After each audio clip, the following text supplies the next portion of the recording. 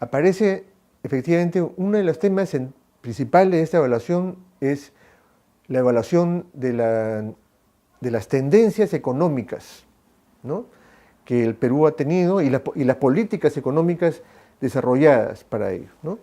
Y efectivamente se constata, con conocimiento público, efectivamente el importante crecimiento económico registrado el Perú entre el año 2003 y el año 2013-14, que es el periodo de la evaluación. Y eso supone efectivamente algunas preguntas también, es decir, ¿cuáles son, hay o no una política de crecimiento verde dentro de esa política económica? ¿Hay o no determinados incentivos económicos para realizar desempeños ambientales adecuados, ¿no? ¿Hay o no incentivos económicos perversos en relación de la política económica o tributaria que ocasionan que la gente o los sectores o las empresas realicen prácticas negativas a partir de incentivos económicos, ¿no? Esas son las preguntas, entre otras, que se realizan, ¿no? Y en función de ello, una primera cuestión, y ligado ahí aparecen también asuntos de carácter social, que es también tu pregunta, que tiene que ver cuáles son los costos, ¿no?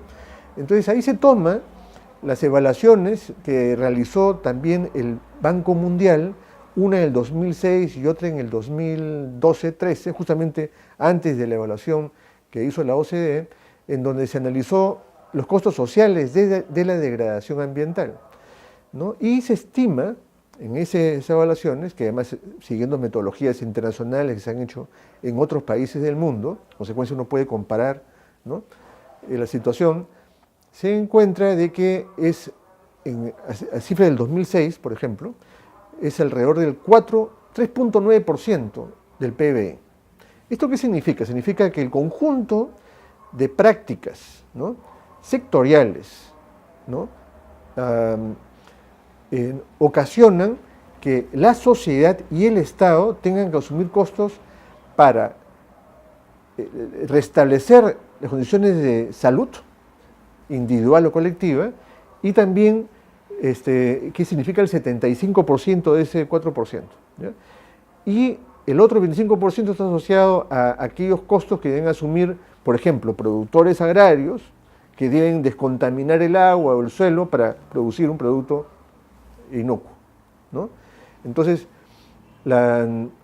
esa es la magnitud, es una magnitud realmente importante, porque significa, ¿y cómo se mide? Se mide pérdida de hora de trabajo, costos por salud, ¿no?, costos en el presupuesto estatal de salud para atender ese incremento de problemas de enfermedades respiratorias, ¿no?, enfermedades estomacales, en fin, todo lo que tiene que ver con contaminación del agua, ¿no?, etcétera, y contaminación vinculada a residuos sólidos, etcétera. Todo ello asociado tiene ese nivel de presión.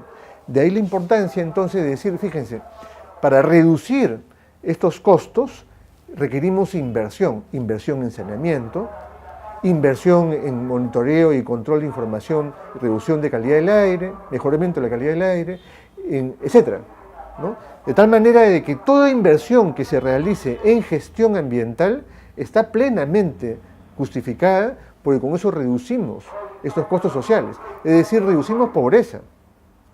Y por otro lado también contribuimos a la competitividad, porque así el producto, sea agropecuario, o sea, por ejemplo, el de la exportación vinculado a los bivalvos, sechura, etcétera, entre otros, está contaminado el mar y se contamina el producto y tiene dificultades de llegar al mercado internacional, ¿no? ¿Eso por qué? Porque no hay problema de saneamiento, ¿no?, etcétera. Entonces, eso significa competitividad. La competitividad está agravada por esta degradación ambiental. Entonces, esa es la evaluación, y además señala la necesidad de que efectivamente se revise la política tributaria, ¿no?, para determinar qué tributos tienen incentivos negativos y cuáles son los que positivamente influyen también, ¿no? Por ejemplo, ahí se destacó la importancia de la ley 28694, si no me equivoco es el número, vinculado a la reducción, que se aprobó en el año 2006, ¿no?, y que permitió efectivamente reducir el contenido de azufre en el diésel, ¿no? Que estaba en cerca de 6.000, 7.000 y hasta 9.000 partes por millón, cuando en Europa ya estaba en 50, ¿no? A justamente 50 partes por millón, ¿no? Y además se dijo el tema tributario, porque se detectó que pagaba más impuesto el combustible más limpio. En consecuencia, siendo similares los costos de producción entre diésel, gasolinas, entonces, ¿cuál es la diferencia de precio? Era el tema del tributo. Y el tributo cargaba más al combustible más limpio. Entonces, ¿qué hacía el consumidor? Pagaba el combustible más barato, que además era el combustible más sucio, afectando la calidad del aire. Es decir, por más esfuerzos en política de aire, si tenías ese factor presente en todas las ciudades, no podías obtener resultados. Entonces, en esa ley se logró establecer el índice de nocividad relativa de los combustibles, de tal manera que sea un factor para la determinación del impuesto selectivo al consumo. Se da cuenta, un tema muy directo en donde se ve cómo la integración de políticas tributarias, de transportes, ambiental y de salud deben jugar en la misma visión. Esa evaluación justamente apunta a eso, a mirar el desempeño de todos los sectores para los objetivos de mejoramiento ambiental. Y ahí es un ejemplo clarísimo. Entonces, se destacó la importancia, aunque, claro, hay toda una evaluación que se hace en detalle respecto a cómo ha ido desarrollándose ese proceso.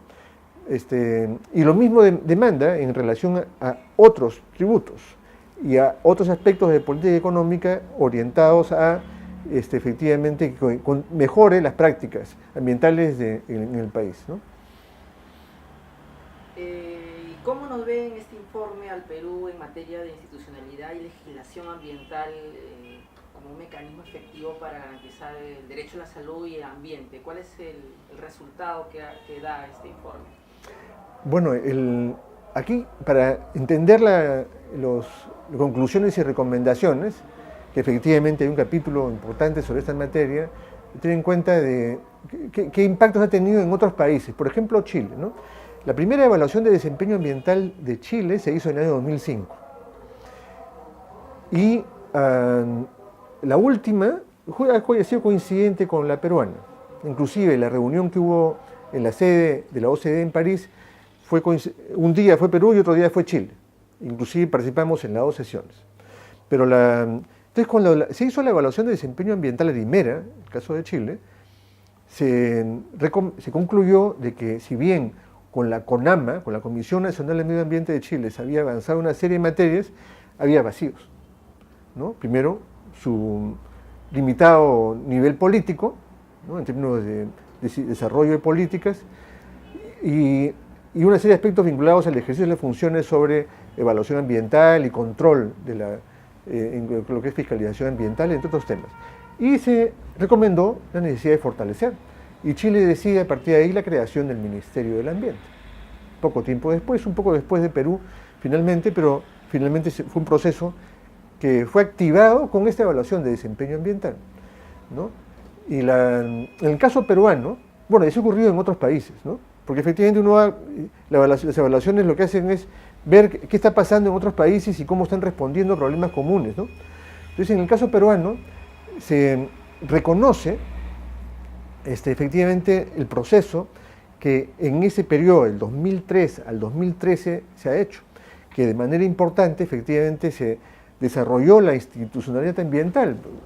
Para empezar, en el año 2004 se crea el Sistema Nacional de Gestión Ambiental, que estructura la gestión ambiental y promueve una mayor articulación, ¿no? Y coordinación y participación además en la sociedad.